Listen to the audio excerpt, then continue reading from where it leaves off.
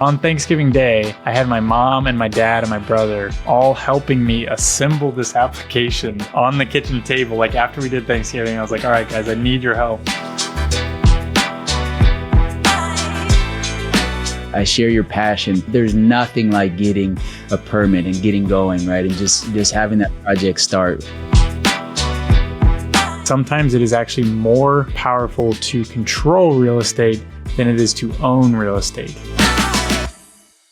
Evan, you are 34 years old and you've now developed over 3,100 units. How did we even get there, Evan? Well, happy to be here, man. That is a great question. I think for me, like I was just telling you earlier, I think for me, it comes down to like, I figured out I'm lucky, I'm fortunate, I'm blessed to have figured out what I wanted to do in my first year of college.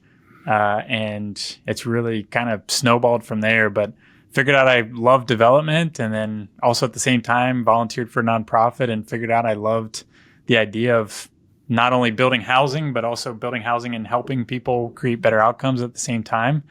And that just kind of opened my eyes to it. And one thing led to another. We started a modular development company in college, and then I tried to pitch that to a development company who was, a top 10 affordable developer at the time. And they're like, how about you just come work for us? And they threw me in the deep end. And, I was just turned 23 when I started there. And I mean, they had me going to Texas, to Florida, to Kentucky, all over the Southeast, and ended up, closing my first deal 2 years later. And then eventually decided to do my own thing and started Holladay Ventures. And that was about 5.5 years ago now. And we've been very fortunate that we've had the wind at our backs and a lot of demand for what we do. It gets harder to do it every day, but we're putting out, really a unique product where we aren't doing your cookie cutter type developments. We're doing developments with a unique touch of design, of taking a resident first approach in the way we design and develop our communities and the way we provide resident services at all of our communities. We also look at mixed use. We have commercial and retail in all of our developments, and we are pushing sustainability in each one with the goal of being net zero in the next 3 years. So luckily for us, that's really resonated with a lot of communities, a lot of investors, a lot of cities. And so we're just blessed and fortunate that we get to do what we love every day. Yeah, and I've seen your projects. They are exactly that. They're not just your cookie cutter style. They're very thoughtful. They're a great addition to the community. And like you said, they meet a really strong need. It's very inspiring. I don't know any other 34-year-old who's put out 3,100 units, and it's really, really impressive what you've done. Can we unpack that first deal? I mean, You knew what you wanted to do at 19, as you said, in college. You knew what you wanted to do. You did the modular venture. You pitched that. And then you said you got your first deal about 2 years later after working for that affordable housing developer, right? Is that correct? Mm-hmm. Can you just unpack that process of when you first saw that opportunity and what that took to get that first deal done? Yeah. So it takes a lot of swings and a lot of misses to be able to get the first deal. I put in offers on land in Brownsville, Texas, and all throughout the Rio Grande Valley. None of those hit. How many offers do you think you put out there? I think I put out like 4 offers and we got 2 under contract. And neither of them scored well. So what we do, we get it under contract, then we apply for tax credits and bonds or other funding sources, public funding tools that make affordable housing possible. So we didn't get awarded. And so we had to scrap the project. And then, maybe about a year in after, going through a lot of sites, I was looking in Louisiana, I was looking in Tennessee, and I was looking in Texas. And eventually there was a funding round that came out in Louisiana, and we had 2 sites under contract. And this is about a year in, still really, really green at this point, learning a lot. But I'd say one of the biggest things that helped me was the company I worked for. It was a small company, but I had direct access to the owner, the CEO, the head of development, the other developers that were on the team work in other territories. And they had a collective like over 100 years experience. So I could pick the brain of anybody. I could, kind of stand on their shoulders of their mistakes and their lessons learned. And it helped me learn a whole lot more quickly than if I would have tried to do that on my own. And so we applied for 2 deals in that funding round and ended up getting both awarded. And we closed one of those about 12 months later. It was a 192 unit deal, garden style. And we had a home fund grant that was awarded, and we got 4% tax credits and tax exempt bonds. But it was a journey, but it took me about 2 years. So I was about 25 when I closed that deal.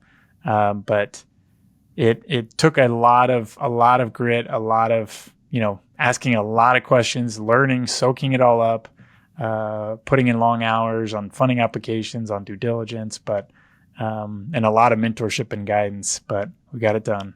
Yeah. Tell me a little bit about, the structure of the offer, because you have this owner that has a piece of land, and like you said, on the affordable side, you have to make sure that you get funded for it, right? How did you work on that relationship with the owner of the land and the offer that you structured? How did you work on that? And I'm sure, as the challenges are happening, you have to keep every party happy. What was your approach there? And how, on that first deal, how did you get them to trust you? You're still young at that time. How did you get them to trust you? And what type of offers did you make to make that happen? Yeah. So, that was the good thing about working for this company was they had a pitch book, they had a track record.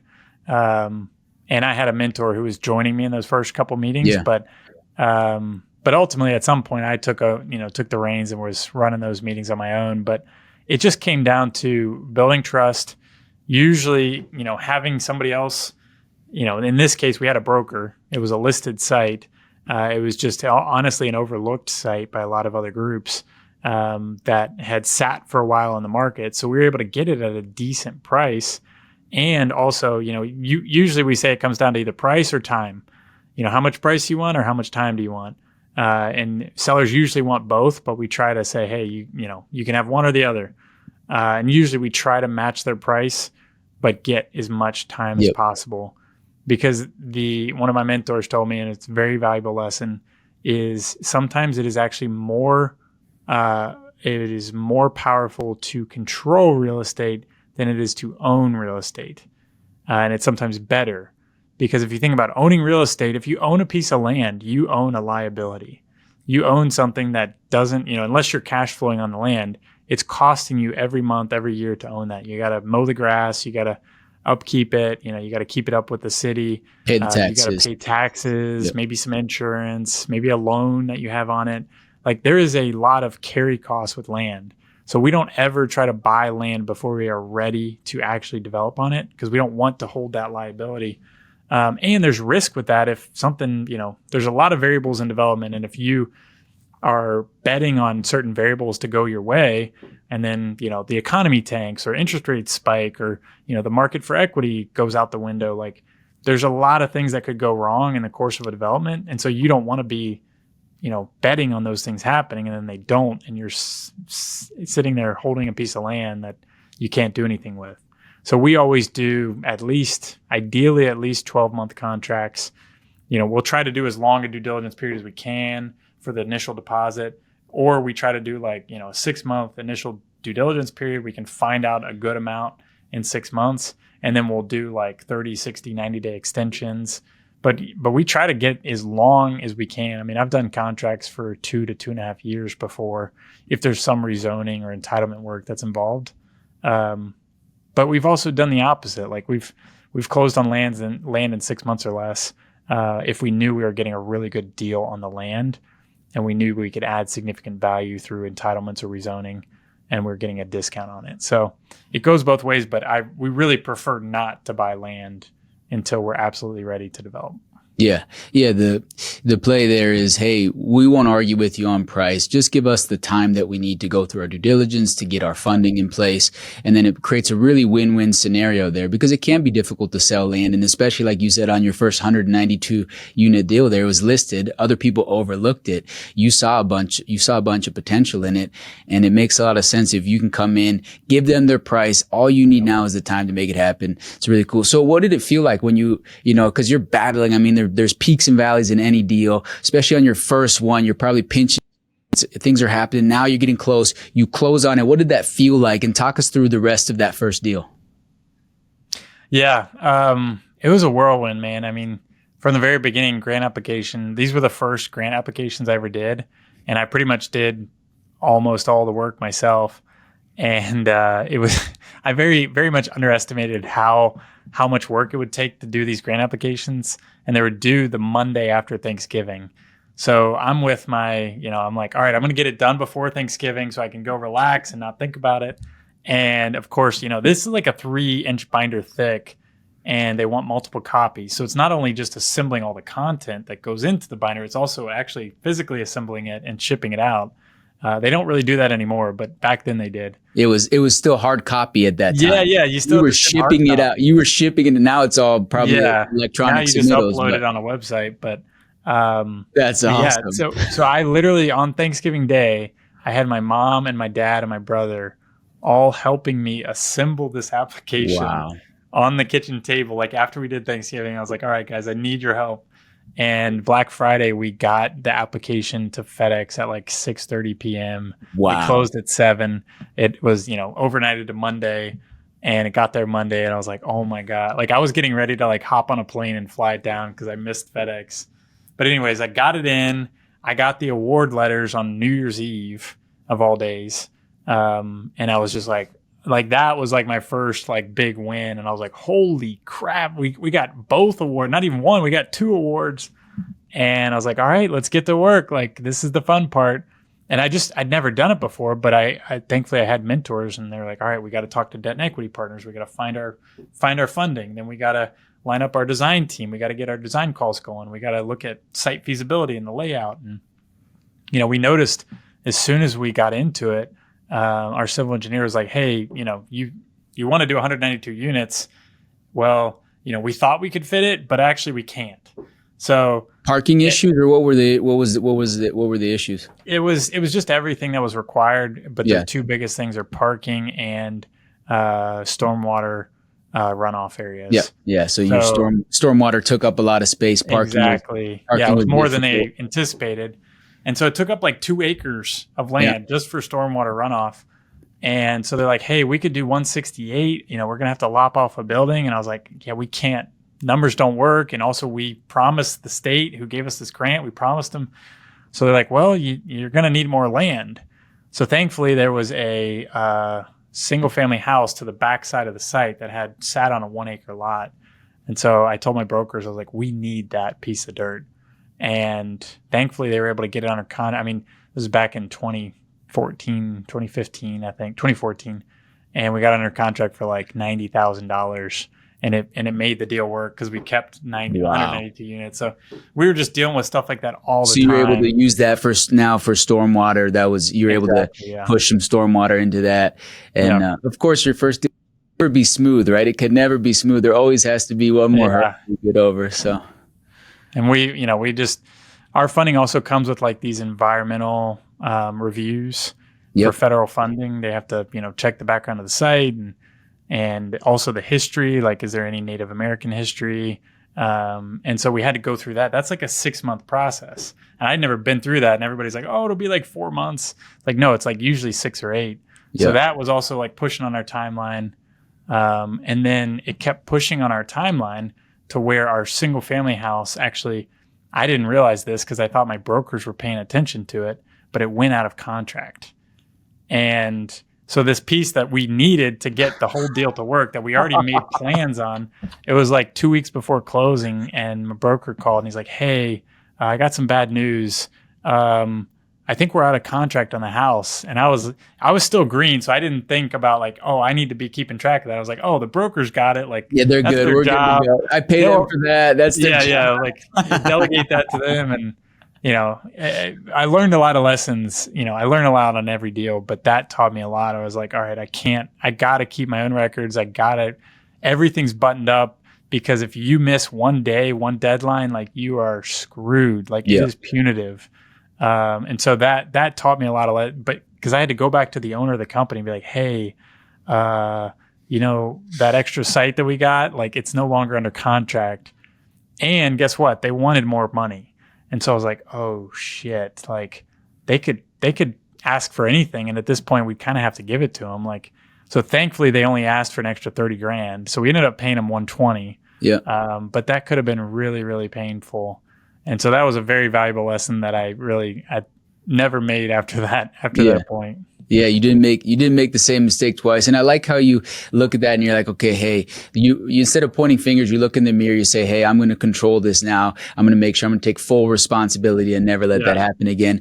So you close on that piece, and then it's time to start bringing it to life. What was that like? Like watching that vision, you've been working on it for 2 years now, right? I mean, that's about right. Maybe a little longer, maybe a little less, but now it's time to actually start moving the dirt, bringing it vertical. What was that like? Man, it was the absolute best feeling. Every deal I close, I get that feeling again. Yeah. It feels just like the first one, but it was really powerful. The first one, I remember the first time I went out to the site, it was like a month or two later. And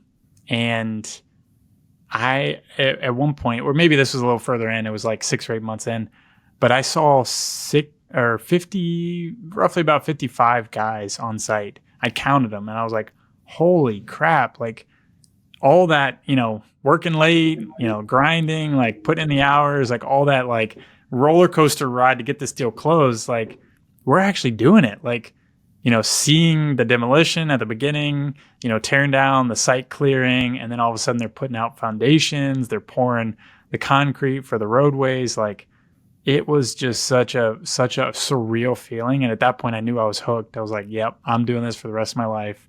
Cause I love this. Like, it's just it's a high. Yeah. It's like, you know that your work is doing something. It's making a massive shift. Not only in the community and the families that you serve and the end product, but even the jobs that you create. Like that just hit me. I was like, whoa, there's 55 people working here. Cause I was like, busy grinding on that application. Yeah. And it's funny. My mentor always said, he's like, we're just paper pushers at the end of the day. He's like, we just know how to, push things forward, on a computer or on email and through calls. But, these are the guys that are actually doing the real work, the hard work. But it was just so powerful to see that. I was like, you're really having impact at every level. And you make your investors money, you make the city happy, you make the state happy. So it's fun because it's a win-win-win type of project. Yeah, I mean, and one of my favorite things about that development game, exactly like you said, is you go from an idea, right? Then you check to make sure that that piece of land that it's financially feasible. And then once you get going, when the building happens, there's so many minds that are involved in doing the planning, the design. Yeah. And then there's hundreds of hands. Sometimes at the size you're doing, there's thousands of hands that come together to bring that project to life. And it's just, like you said, it's very addicting. It doesn't even feel like work. You really get to watch an idea become created. And then the back end, the win of all of that, the process, like you said, all those hands that bring it to life. Then at the very end, you're creating something for the community, especially on the affordable side that's really, really needed. And so, I share your passion in that for sure. And there's nothing like getting a permit and getting going, right? And just having that project start. For me on the flip side, when the project's ending, it's like, that's the hard time, right? The punch list where all the little things are happening. Those are the most important thing, because that's what everyone sees can be the hard exactly to go and get done. Okay. So we talked about the 192. Now, I mean, cause in 5.5 years to go from your first deal at 192 to scale up to 3,100, units that you've developed, that is a machine that you've built. Talk to us a little bit about what you did to scale it, what the team looked like, and what that last 5.5 years looked like to create what you've created today. Yeah. It really, it comes down to a couple of different factors, but I think for me, it came down to, first and foremost, I had an amazing foundation to build off of from learning from others. Like I talked about, I mean, I did a significant amount of units while I was there. And that's really where I cut my teeth. I got so much exposure. I got up to speed so quickly, and was able to take a really high leadership level look at, leading multiple deals in multiple markets and leading teams to do that. So that gave me an awesome foundation to then go off and start my own thing. But when I started my own thing, it was back to square one. It was just me. I was on a shoestring budget. We were bootstrapping it, really. I didn't have a ton of money. I had like a couple bonuses from closings from deals I did at the other company, but that was it. And we didn't have much cash flow. We had a couple Airbnbs that were, generating some cash flow, but that was it. And so we did everything we could. Me and my wife, we did everything we could on a budget, and we just grinded in those first year to 2 years of I did anything that would make money. Yeah. Anything that was legal, I would do it to make money. Yeah. And it worked. I mean, I actually hired a coach, a personal life and business coach, and he was amazing to help me unlock really the best version of myself. And he helped, give me the confidence to leave. I always wanted to do my own thing, but he helped me get the confidence to make that jump. But once I made that jump, it was me, my wife, and I read Traction because I had the podcast. And I asked everybody on the podcast, I was like, what is one book you highly recommend? And probably 40 or 50% of people said Traction. So the first thing I did when I started Holladay Ventures was I read Traction and I created a vision traction organizer. And that was the business plan. And we took that and we ran with it. But we're like, hey, development's a long game. You got to be taking a long-term view. But it's hard to take a long-term view when you're, not sitting on a pile of cash and you don't have a ton of residual income. So we're like, hey, let's plant some long-term seeds and know that there's not going to be any money or income from those. And it's going to take years to close those deals before we start making money. But in the meantime, let's do some short-term things that will actually bring some cash in the door and that will get the gears flowing, get the company moving. So I started doing some coaching of myself. I coached people on real estate and investing. I had individual clients for that. Then we got into multifamily acquisition. We bought a 65 unit that had some existing affordability in it with some partners. It was the first time I did that. So it was kind of like learning as we went. It was just all right, I know a lot of people in the multifamily syndication space. I'd had a bunch of them on my podcast. So I was like, all right, I think with my light tech and development experience, I think I can do some acquisition. But I was nervous. I was scared. I was, didn't know what I didn't know. I'd never really raised capital before. And so dove into that with some partners. That helped make it a little easier having partners. Then we did a 22 unit in Nashville. We did a 10 unit in Nashville. We did some smaller acquisition deals. Then I got into land flipping. So we flipped land. It was just whatever opportunities kind of came my way. And then I had to decipher, what was worth spending my time on. And sometimes you go down the route and it's a dead end, but sometimes we came up and, it ended up being a home run deal. Like this land deal, somebody approached me, somebody I knew for years that was in senior development. And he said, hey, let's look at this site I have in Huntsville. He's done a ton of work there. So he knows Huntsville. He knows everybody. And he's like, do you think this would be a good affordable site? So we went and met with the city and they're like, no, this is too high income area. Like there's no way you'd get affordable approved here. And like, we would highly not recommend. And I was like, okay, I got to pick the easiest path. That's not an easy path. I don't have a ton of time to wait around or try to fight that out. So we're just like, all right, well, that's not going to work, but it is a great piece of dirt. And he already started negotiating the price and it was like, you already got a great price. What if we rezone it for multifamily? And it was outside, it was a county land, and it was zoned agricultural, but we could rezone it. It already had utilities. We could rezone it and bring it into the county, into the city, and sell it to a market rate developer. It's in the highest income part of Huntsville. And we're like, yeah, let's do that. So we did it. And we ended up flipping the land for, more than double what we put it under contract for. It took some investment and some time. It took about 12 months worth of work. So that was kind of like a medium term, income level, but it was a bigger payout. And so I was just trying to, assemble some wins, start with the smaller ones, go to the medium ones, and get to the bigger ones. The biggest one, the first deal we closed, first development deal we closed, it took about 2 years, but we got the lead. Like, it was the first development lead we got pretty much as soon as we started Holladay. It was like first couple of weeks we started the company, somebody approached us who said, hey, I've heard of your great reputation in affordable. Would you like to look at this nonprofit that wants to redevelop their campus? So I was like, yeah, let's figure it out. Amazing location, amazing dirt, like blocks away from downtown Nashville. And this group that approached me is a very successful market rate developer, multifamily, had done 6,000 units. But they knew that this site really needed to be affordable given the nonprofit partnership and their mission, and they wanted it to be affordable. And so they're like, hey, that's not what we do, but we'd like to be a part of making this happen. And it worked for everybody because I would never have been able to do that big of a deal. It was 195 units, plus we built this 70,000 square foot nonprofit building, plus a parking deck. And that was our first LIHTC deal as Holladay Ventures.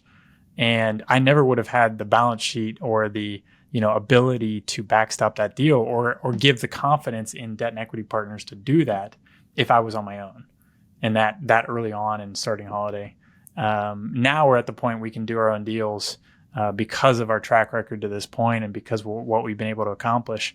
But at the beginning, it was like, it was even hard with a well balance sheet partner to get that deal done. We went through 23 partners, 23 different debt and equity groups, said no. Yeah. And we finally found one, PNC Bank, that did the whole thing. And they believed in us, thankfully. And that's what made it come together. But my point is, it starts with the small, go to the medium, go to the big, but you got to plant the seeds for the big deals, like when you're starting, because it takes years for those things to come to life. Yeah, I really appreciate you unpacking and sharing that. It's like what a true entrepreneur does, right? Where you knew what you wanted at the end, the big vision. Yeah. But in the meantime, you had to figure out the now. You had to get active income now. One of the crazy things that you said there, and there's a pattern in every single like big successful entrepreneur, is when they're trying to make something happen, you got 23 no's. So you're out there trying to pitch. You get 23 no's. A lot of time people, quite honestly, they'll stop after the first no, right? Granted, they might be willing to go to 10 no's, but it takes, just like you see what Evan's done, it can take 20 no's before you get one yes. And the key is to just never give up, right? And you have something good there, and to just keep going and going and going. And every great entrepreneur I've talked to, they have some sort of story or pattern where, especially when they're first getting started, they just got no after no after no after no, and they wouldn't take it until they finally got the yes.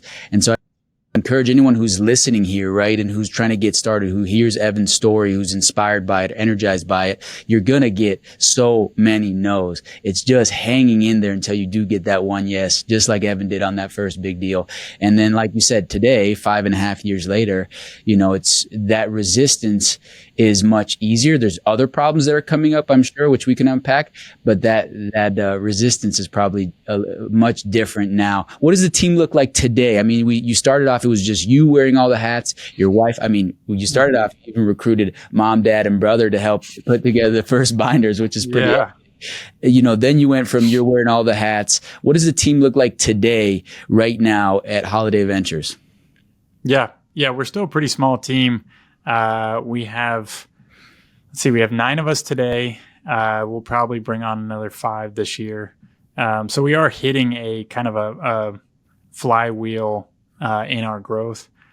This year will be a pretty monumental year for us because a lot of the deals that we started 3 years ago are finally coming to fruition of being completed and leased up, and we can convert from construction loan to permanent loan. So we can really start cash flowing and be able to use that cash to reinvest in our team and build the team. So that's exactly what we're doing. I mean, we've to this point, we have a future pipeline of another 1,200 units. We'll close another 250 units in kind of spring, summer this year. And now we're starting to look outside of Nashville, look throughout the Southeast and the Carolinas and Georgia, and really just figure out how can we, we've been really successful. Again, very blessed. We figured out what we wanted to do, and we figured out how to be really good at it. And we figured out how to fill a need in the community. And we now have it to the point where like we're just getting leads left and right, and we get to pick the best ones. And we have communities, we have council members, we have mayors coming to us and say, hey, come to our city, come build what you did in Nashville in our city. And so now it's figuring out how do we keep our really high level of quality and delivery of our product and our service. How do we keep that in other markets? But that's really what we're working on this year. I want to unpack something when you went from just you to now building the team of 9, you're adding 5 more. What was that like? Did you use Traction? Because that book, by the way, has completely changed my life. I read it over and over and over, and I had to sort of learn the hard way of how do I set this up. I did the same thing, the Vision Traction. We still use Traction meetings to this day. I think it's phenomenal for setting clarity, having a good cadence for meetings. And it's definitely just so everybody knows about that book. It's really what it was written by Gino Wickman, and he saw that all these entrepreneurs really needed a system to operate in. And so he created, it's called the EOS system, Entrepreneur Operating System. So my question to you though is when you were building that team, what was that like? Did you get it right off the bat? Did you have any challenges building the team? Unpack that for me a little bit. Yeah, I'm laughing a little because it's so hard, man. I mean, I think in entrepreneurship, like you have to be okay with making a lot more mistakes than you think you will make. In my head, when I started Holladay and the Vision Traction Organizer and the 3-year picture that I built for myself, I was like, oh, in 3 years, I'm going to be in all these different states and I'm going to have a big team and we're going to be millions in revenue. And I was like, it didn't happen as quickly as I wanted to. And part of it is just, it's a learning process. You are taking steps every day and learning and growing. And honestly, you just don't know what you don't know. And so, the best thing you can do is surround yourself with amazing people, amazing mentors, coaches, networks, masterminds, and also just reading Traction and other books like that. Like I learned so much from that, but none of that can fully prepare you for actually doing it. So first hires we made, I mean, I had a development assistant, a development analyst, basically, lasted 8-9 months. We had a marketing person. It only lasted 8-9 months. Wrong cultural fit, or what was the issue? I think, we were giving him some feedback of just, things that he had to improve on, but ultimately he ended up leaving kind of before we could let him go. But yeah, it just accountability level wasn't what we thought it would be. Yep. And marketing. I mean, we took a chance, and most people don't hire a full-time marketing person right out of the gate, but we did within the first 14-16 months because we believe in marketing. Podcasts, social media, YouTube, and she quit after 2 weeks. Was just waiting on another job offer, we found out afterward. And then we hired another marketing person, and then that didn't quite work out. It was just not good cultural fit. And then hired an assistant that lasted about 1.5 years. But it was just like little pieces of I think we're finding our right culture fit. Also, sometimes it can be hard to, one, find the right talent and have a good discernment of that when you haven't done that very much. And two, I think, especially when you're a smaller company, you may not get the pick of the litter. You're going to get people that are maybe willing to take a chance on a startup, but they're not always maybe the right fit for what you need. So, we went through a lot of candidates, to be honest. We've all different. I think I added up, and maybe it was we've been through 10 or so, 10 or 12, something like that. Employees that just, didn't work out for whatever reason, which is okay. That's just part of the process, but you have to be willing to go through that. I wish it were less, but I also know that that's just part of the process. You gotta unfortunately learn as you're doing this. And so now we have a phenomenal rock star team, and I've never felt happier or stronger about the quality of our team and the cohesiveness of our team. Yep. And we're all very like entrepreneurial, and we all take complete ownership of what we're doing. And that has really never, I've never really felt that until now. And so it's a really good feeling when you hit that point, but it took a lot of, kissing frogs to get to that point. Yeah. Oh, yeah. I asked because I had very similar. I had 2 cycles where, I had to really look in the mirror and say, okay, what's going on here? The first one's like, I now finally have too much going on. And it was like, anyone who's willing to help me, I'll give you a shot, sort of like that. And then I had to, after I went through 2 cycles like that, similar to what you're talking about, I'm like, okay, what do we really need here? How do we really attract the people, like you said, who are going to be entrepreneurs, who are going to take accountability, who see what we're doing? And I had to just get really clear on what that looked like, what that culture looked like, what that person really looked like. And similar to what you're saying, once you get clarity on that, you'll just start to be able to attract people that fit within that culture, right? And so you'll be able to, if you want a growth mindset culture with mass accountability, you'll be able to start attracting that talent.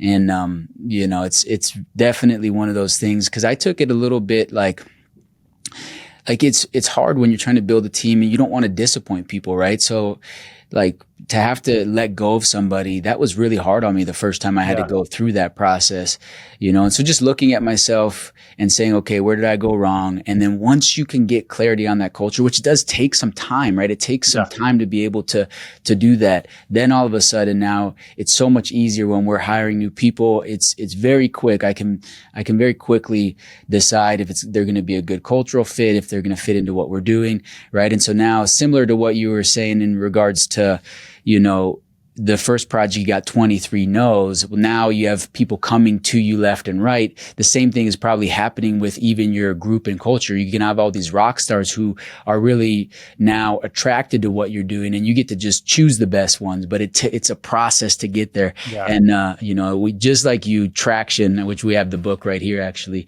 Traction is the same, the same book. I mean, over and over we went through it, and it changed very much so year by year for me, right, on what that looked like.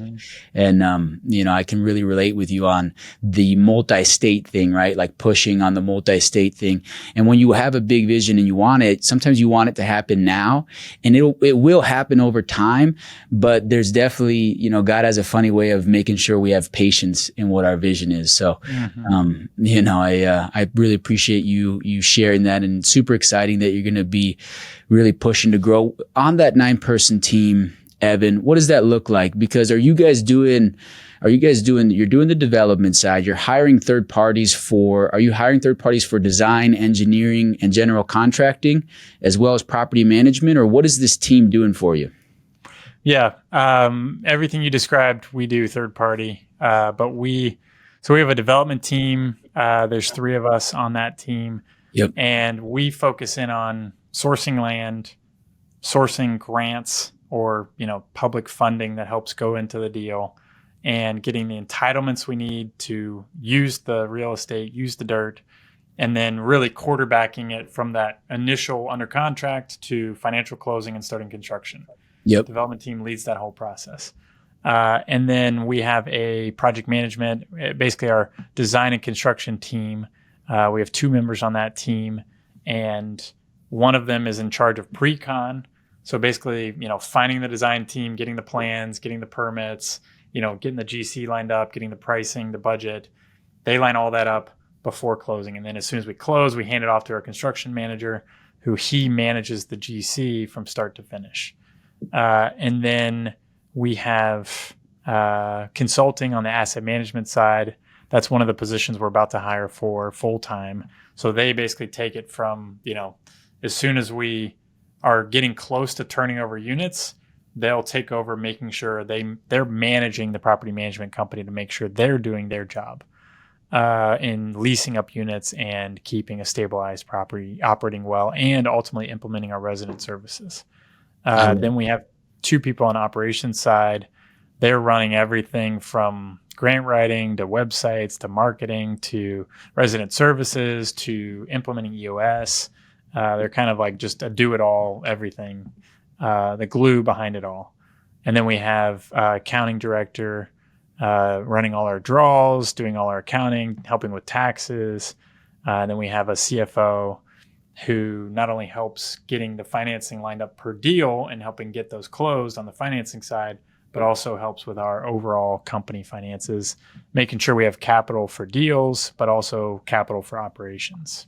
I love it. I love it. Yeah, it's pretty crazy to go from you, your wife, and your family to now building what you built. And just congratulations on that. I know too, when we were doing that, there's a period when you're growing, and you go from making some money to now you can't handle all the work anymore. So now you're hiring people, and now you're like, holy cow, there's this period where it's just all being reinvested into the business, and you're making less money than you were when you were just on your own. You don't have the same stresses. The stress changes, but overhead grows, and the way that overhead grows happens pretty fast, right? All of a sudden you go from, it was you like trying to make it happen in any which way you can, to now you've got 9 people that are creating especially the talent that you have is a pretty substantial overhead. And it's just, it's interesting how as the company progresses, the stresses change. Even yesterday, I was coming home and I was driving home,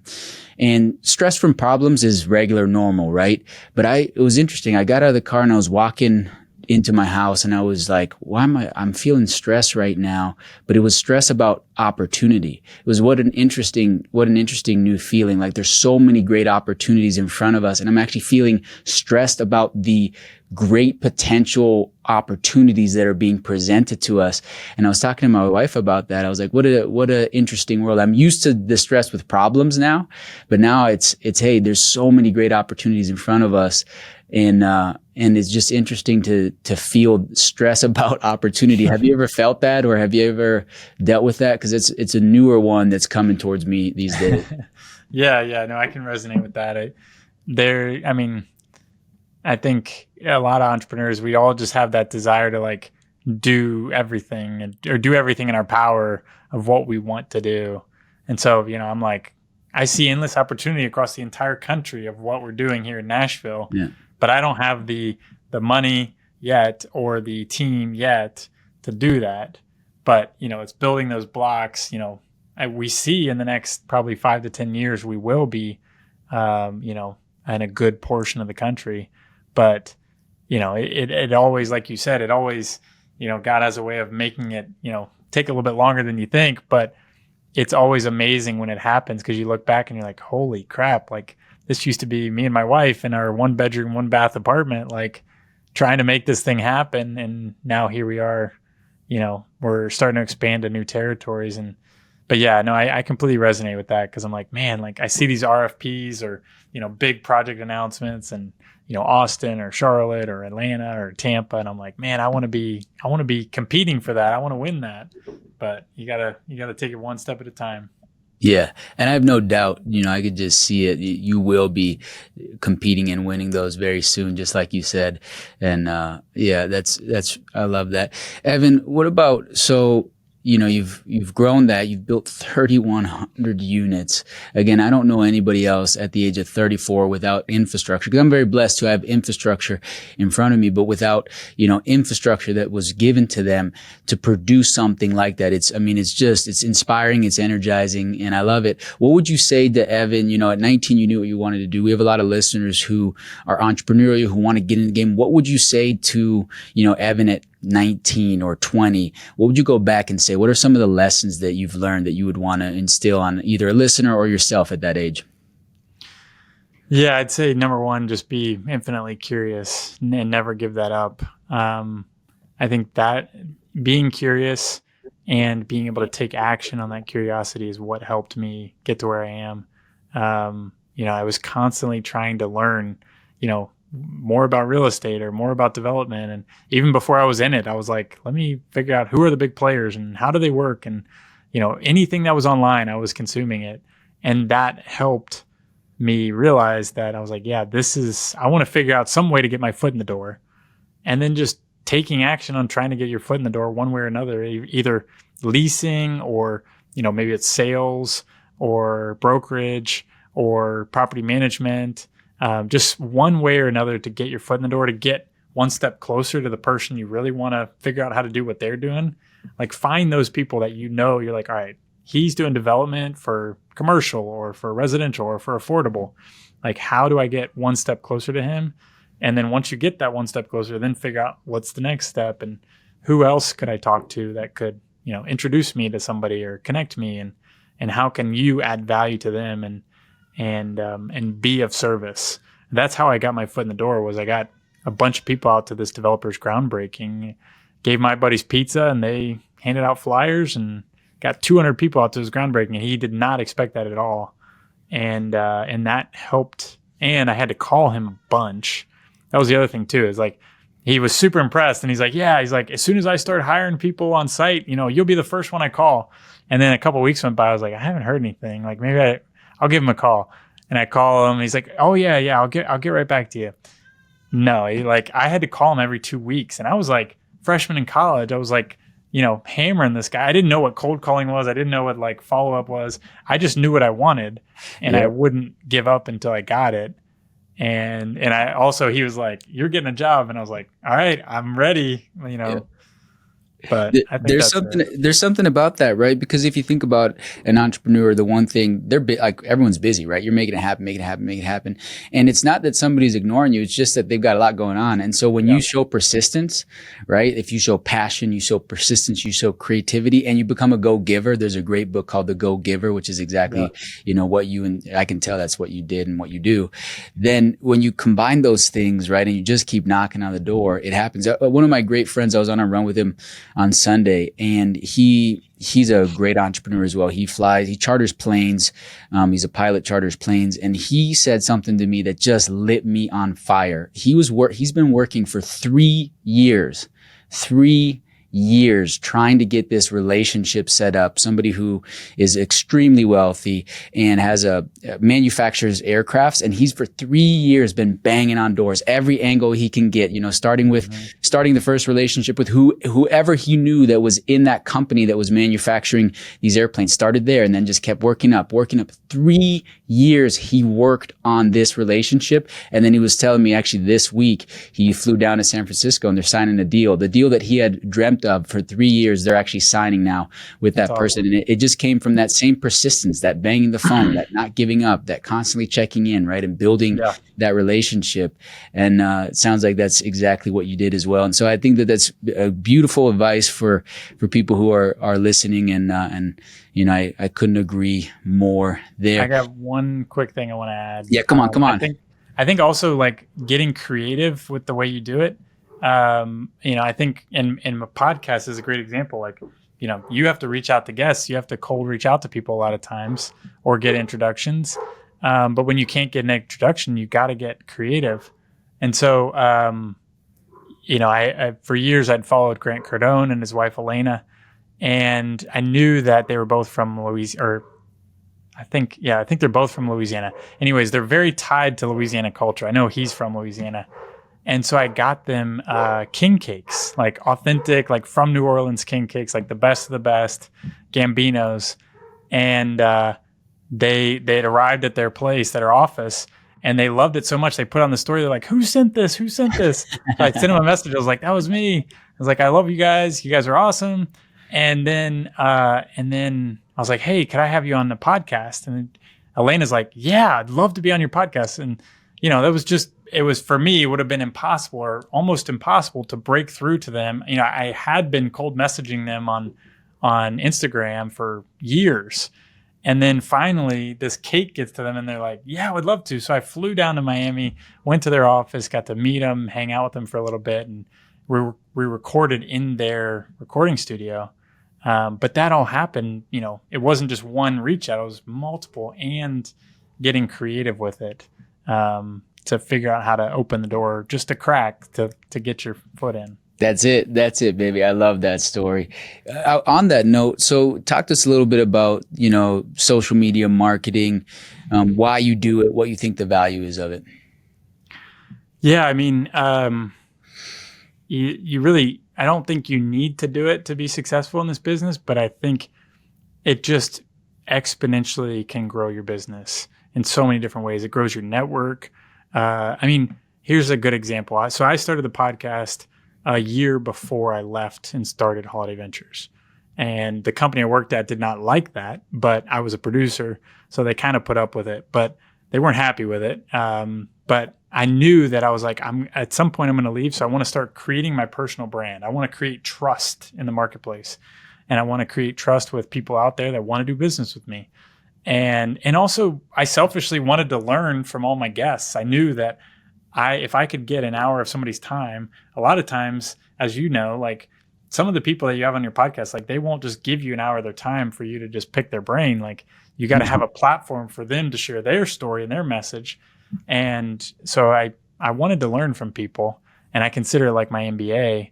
But that helped build my brand. So by the time I did my first, my first acquisition deal, we had to raise $1 million. I'd never raised, more than a couple dollars. It was a whole new thing for me. So I was worried about how that would go, and just building that audience, building the email list. And I didn't ask for anything. I just kept adding value for a year and a half. And then I sent out an email asking for investment, and we raised $1 million in 24 hours because we had the audience, because we had the trust, because we built the social media, because we built the podcast. So hands down, I fully, wholeheartedly believe any entrepreneur or even individual that wants to build their personal brand, it will exponentially grow your network, your business, your income, all the metrics. So highly recommend that. Yeah, I couldn't agree more with you. For 5, 6, 7 years, I was like, social media is a distraction. And then finally, something clicked. I went to a mastermind. They just started to shape me a little bit more. Okay, no. And then I finally understood and saw the potential power that it can be a distraction if you only use it as a consumption tool, right? Just like anything, though. But it can also be a superpower if you use it to produce and connect and grow your network, just like you said. And so, and that's a cool story just in general, those two, that one, you're able to, by being a go-giver and creatively opening up a door, meet with a relationship that you really valued and could learn from. And then even two, using social media to raise $1 million in 24 hours. I mean, that's a pretty amazing thing.